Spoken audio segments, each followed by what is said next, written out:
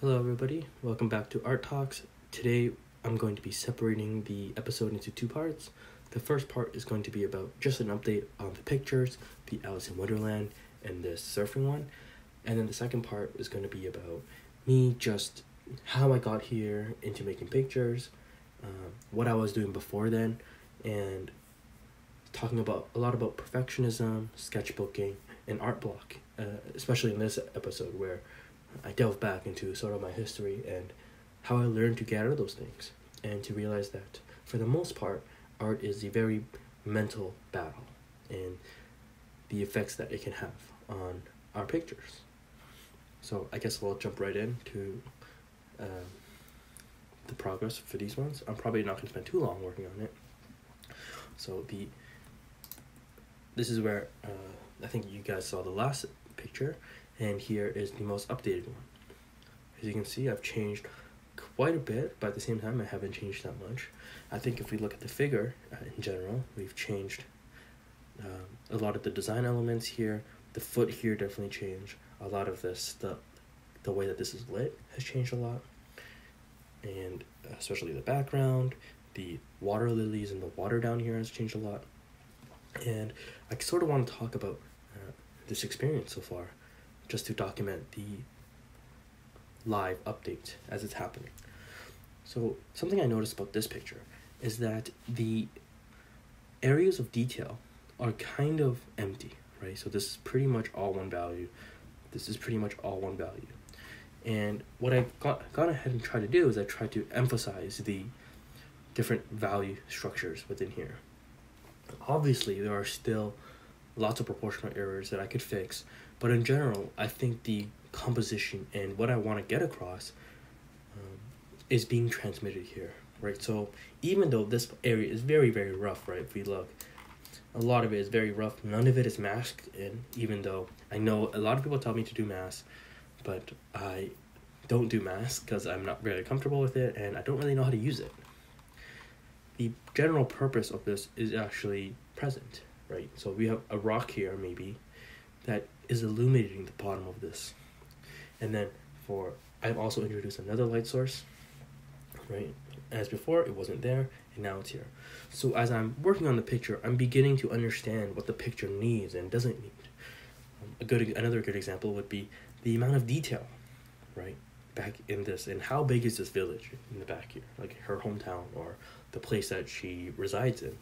So this is actually an interesting thought experiment, or an interesting, I'd say a thought experiment, where when you're working on a picture, this transition took me 4 to 6 hours. The biggest changes have already happened. So how do we have this excitement in our pictures when we're 10 hours in, 12 hours in? And the way I've done it, in my experience, is just to work smaller and to really go all in onto the pictures, right? So if you zoom in here, we can see that the village here is being pretty much completely resolved, right? The bridge here, the ducks here, right? There's going to be a duck here, there's going to be rocks flying out of the water, there's going to be water lilies, and in this corner here, I even have the foliage obstructing and creating a shadow here. And that image, right, it's like almost like those zoom ins of those galaxies and realizing how big it is. I want to convey this feeling that even though this picture is manufactured and composed, the idea that the entire world exists in full detail, right? It's something I love about pictures, and I want to reward the viewer whenever they see an image, whenever they see an image that's made by me, is that there's always something to glimpse at, even in really small areas like the farm area here, right? And then continuing that in other aspects like here, creating some interesting patterns here. And so even though I've spent 4 to 6 hours for this change, and there hasn't been a lot of change, I still have lots of fun, and I'm still constantly creating new things and reacting to things. I'm not simply just executing.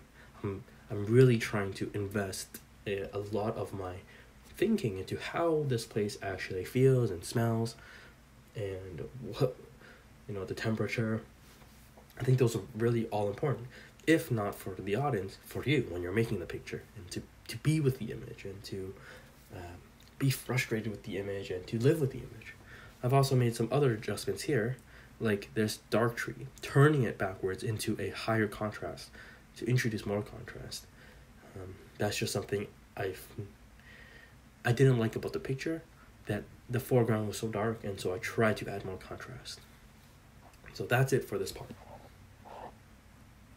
Here we're moving on to the Alice in Wonderland that I had discussed last week. This is my pretty close to final.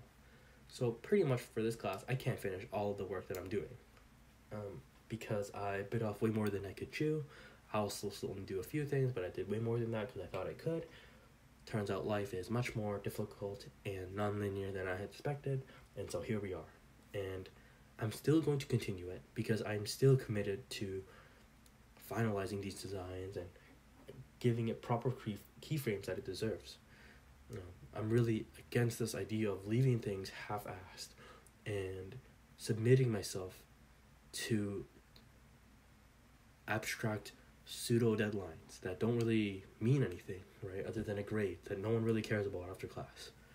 And so even though I handed it in at this stage, I'm still going to continue to work on it to really push my design, rendering, composition, and finalizing, finishing.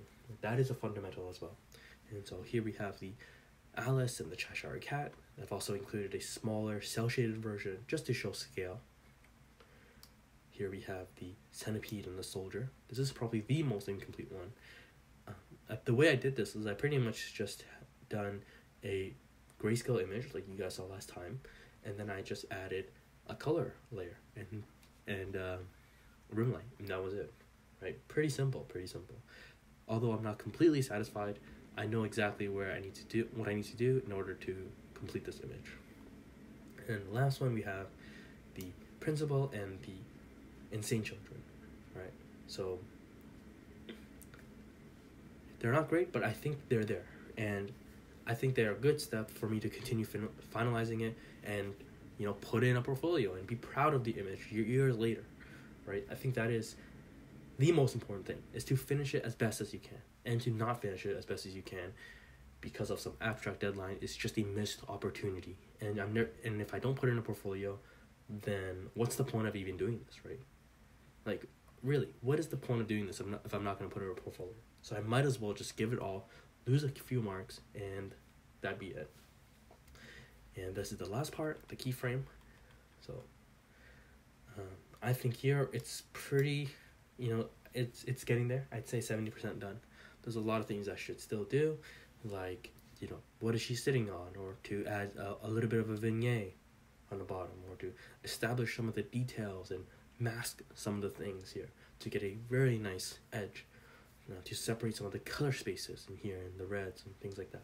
But overall, I do think that the image is very complete. I do think there's a lot of it is solved, and a lot of the mood and things like that is solved. And it's just up to me to go into these. I can, if I divide into a 3x3, I go into every square, pretend that that's the final image. Actually, I'll actually give a active or a practical example in this talk. So I have the image here, right? I have the image like this. All I would do now is I would separate it. So I would go maybe, I'm just gonna guess, 14, be 4, 8 like this, and then I would create a square here. I would inverse the square, make it. Then I would go here and make it black. And in every square here, I would spend 2 to 3 hours and just go through the square, every square. So let's say 3 hours, 27 hours, right? 27 hours, maybe an hour or two on top, just for everything to mesh. And then at the end of that, I'll have a really good illustration, a really finalized illustration. It sounds like a lot, but in actuality, I'll talk about later, it's really little time. It's actually really little time. So there are other things I need to do here, such as resolve a lot of the forms down here, maybe make the Cheshire Cat more like the character design sheet I had. But otherwise, I think this is going well. I'm going to also complete the other keyframes, and so once I have everything done, I can actually, it'll be a really nice portfolio piece in my portfolio, because it's going to be sequential, it's going to be design sheets, it's going to be keyframes. I think it'll be a nice addition, and this assignment has become much more than just a abstract class, right? Now I can actually put it into something that means something that I actually really care about. And that brings me on to my next topic, which is about endlessly sketchbooking and how I got to where I am today. The next part about perfectionism, endlessly sketchbooking, art block, not finishing things, directly ties into what I had talked about previously, about actually finishing the work you really care about. So just to start off and just to preface it, this picture I made for illustration 2, I believe, I really enjoy it because it was one of the first times where I noticed the flow. I noticed how things became so effortless. And it's funny because right after this picture was done, I suffered. I didn't know what I was doing wrong. And I really want to discuss that. What actually changed, right? What actually changed for me to just endlessly sketchbook now? So this is why I talk about finishing things and not doing things just for abstract deadlines. Being comfortable having things in your portfolio for many years to come, or many months to come, right? To be willing to show someone. When I don't think I would be that happy to show this to anyone, because a lot of it is unfinished, right? And if only I had spent a little bit more time to clean things up, I think I would be much more satisfied. Even though there was a lot of things I could fix, finishing things and having a clear presentation is actually what matters the most. And so this is the work I was doing before this revelation happened. So a lot of it is unfinished. A lot of it is for class, actually. I remember these pictures being made for class and getting kind of bad grades. I think I got like a 72 on this one because I didn't show the cup well or something like that. I could talk a little bit more about, how to deal with working with your own work and then doing stuff for OCAD. But overall, this was the work I was doing. This one, I remember this one not having that much fun. But looking back, I think there's actually a lot of good things happening, right? A lot of it is actually studying and, just endless studies. I could just go on and on and on, right? And then a revelation hit me. And what had happened was I was offered a job from a teacher, Steven Zapata of mine, and he told me that he says, do you have a portfolio to show that I could, if someone's interested, they could look at your work and see if they want to hire you. And to put it bluntly, that's when I shit myself. That's when I completely shit myself. And the idea of perfectionism humblingly crumbled away, right? So I think in this period of where I wasn't making anything,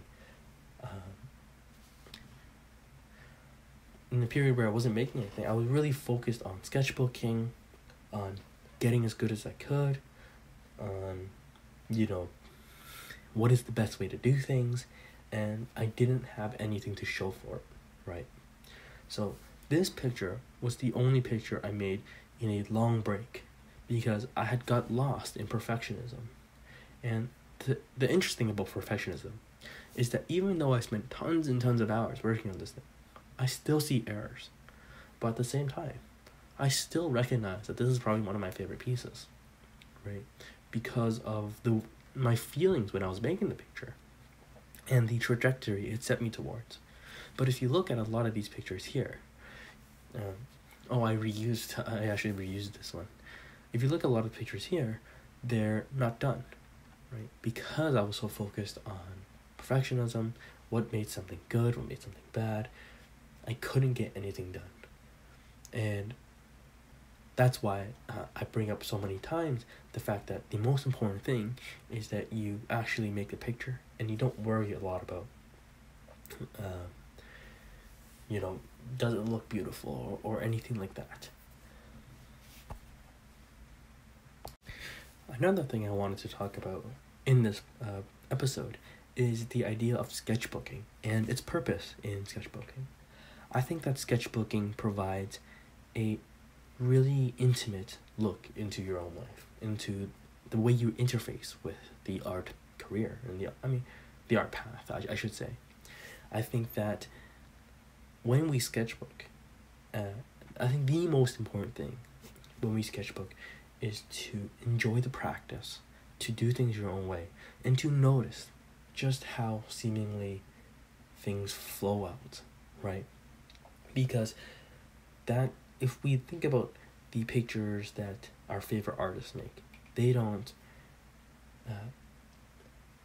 most of the work that we love occurs during flow, right? That's why it's so fun. That's why when we're deep into our own pictures, we spend so many hours working on our own pictures, having so much fun, and the picture looks great, right? It's because of our ability to enter flow, and I think that sketchbooking is a really good opportunity for us to discover that.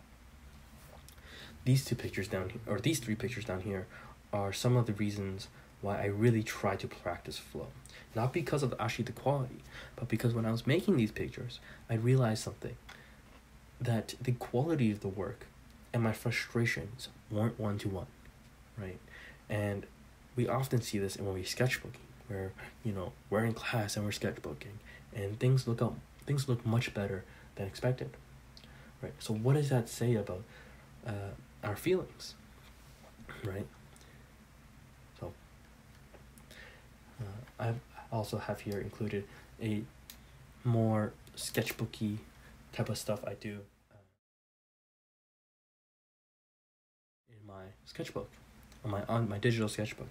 So just noticing, doing simple boxmen and noticing how am I feeling, right? And noticing how effortless things seem to be. Because the essence of sketchbooking really transfers to the overall feelings we have when we're making bigger, more sophisticated to spec pictures. I think there is some commonality that we can grasp when we sketchbook, right? So a lot of this work here, when I look at it, they're much more sophisticated than I expected, right? Because when I was making these, I didn't have a single thought in my head. I was just drawing and drawing and drawing, and I was just mindful. I was just noticing the way that the pen moved, noticing my breathing, right? Being in that experience and just noticing the way that I want to draw, right? Just the natural tendencies, our temperaments towards making pictures. And from those things that we get from sketchbooking, we can carry that into bigger pictures, and we can learn to enjoy that process just as well. So here are some more sketchbooks pictures, completely random, completely I have no idea what he's doing. I have no idea why he's on rollerblades. I have no idea why she's wearing a huge bow and just 2 cannons. I have no idea, right? But it's just to notice, the way that I like to draw the line, or to notice that I like to include hard surface and soft surface, right? These forming our opinions through sketchbooking, through the overall design, I think is very, very important. And I think that's the fundamental of why we sketchbook and what is there to actually gain from that. Besides things like hard fundamental skills or clear mileage, I think those are also good opportunities that occur during sketchbooking. But there's also this more intimate side, knowing what your opinions are, being comfortable just drawing, just designing out of your head, especially if a lot of your career is spent off of studying, right? To notice that there is a difference between creative and studying when we're sketchbooking. I think those are very, very important. And this all ties in back to the original purpose of this entire episode, which is just showing how I was making these big pictures. Because the things that we learn from sketchbooking can transfer. Our opinions about what we do in the sketchbook can transfer to the bigger pictures, and vice versa, right? So an example is, when I look at my sketchbook, I notice that I really enjoy getting into the nitty-gritties of things. And so when I'm working on my big pictures, I let myself indulge, and I let myself enjoy it, right? So in here, like I said, I spent a lot of time working in here, even though it doesn't really make that big of a difference, but I need to work this way, right? That's what sketchbooking taught me, and that's what journaling and communicating to myself taught me, is that I really like detail, even if it's just for me. The same with the water lilies and the leaves here, right? These are things that, without them, I would feel I would be going against the river, when in fact it should never feel that way. There are moments where, yes, I should focus on more fundamental things and more bigger shapes and getting the proportions and things like that down. But don't forget that indulging and having fun and falling into your pictures like you do when you're in a classroom extremely bored are also very important things to do when you're making pictures. And this transition of, how do I finish pictures in comparison to sketchbooking all day can be bridged by noticing what our tendencies are, noticing what our temperaments are, and leaning into those rather than feeling like we're doing something wrong. So that's it for today. It's a little bit more static as I was doing a lot of talking, but I hope that this was a good episode to share. See you next time.